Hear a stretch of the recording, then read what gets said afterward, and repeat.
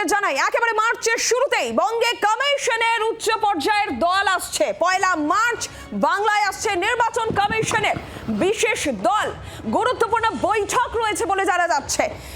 2 deputy election commissioner আসতে চলেছেন বলে জানা যাচ্ছে। 2 দিন ধরে বাংলায় বৈঠক হবে বলেই কমিশন সূত্রে খবর। একেবারে মার্চের শুরুতেই কমিশনের এই বিশেষ দল বাংলায় আসছে। গুরুত্বপূর্ণ বৈঠক, 2 দিন ধরে বৈঠক হবে বলেই জানা যাচ্ছে। 2 ডেপুটি ইলেকশন কমিশনারও আসতে চলেছেন। 2 দিন ধরে বাংলায় এই বৈঠক হবে। কমিশন সূত্রে যে খবর পাওয়া যাচ্ছে, 1 মার্চ বাংলায় আসছে নির্বাচন কমিশনের বিশেষ দল। মার্চের শুরুতেই বঙ্গে কমিশনের উচ্চ পর্যায়ের দল আসছে। গুরুত্বপূর্ণ বৈঠক রয়েছে। 2 ডেপুটি ইলেকশন কমিশনারও আসছেন বলে জানা যাচ্ছে।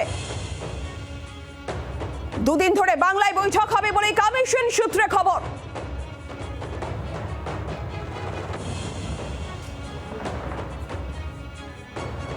অর্কদীপ্ত মুখোপাধ্যায় সরাসরি প্রতিনিধি রয়েছেন আমাদের সঙ্গে। অর্কদীপ্ত, কি জানা যাচ্ছে? একেবারে মার্চের শুরুতেই কমিশনের বিশেষ দল আসবে, বৈঠক হবে, কি খবর রয়েছে?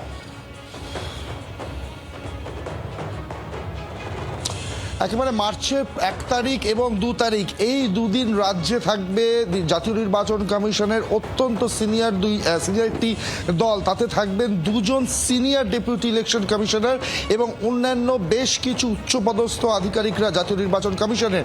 তারা আসছেন কলকাতা এবং বেশ কিছু জেলাতেও ভিজিট করার কথা রয়েছে এবং একই সঙ্গে তারা বৈঠক করবেন, ফিজিক্যাল বৈঠক, কোনো ভার্চুয়াল নয়, সরাসরি বৈঠক করবেন বিভিন্ন ডিইওদের সঙ্গে, বলা ভালো সমস্ত ডিইও বা জেলা নির্বাচন আধিকারিকদের সঙ্গে, সিপি, এসপি এবং বিভিন্ন এনফোর্সমেন্ট এজেন্সি, তাদের সাথে তারা বৈঠক করবেন। দেখো, বিষয়টা হচ্ছে চূড়ান্ত ভোটার তালিকা এই মাসেই কিন্তু পাবলিশ হয়ে যাবে বা ফাইনাল হয়ে যাবে এবং সেটা সকলের জন্য পাবলিশও করে দেওয়া হবে।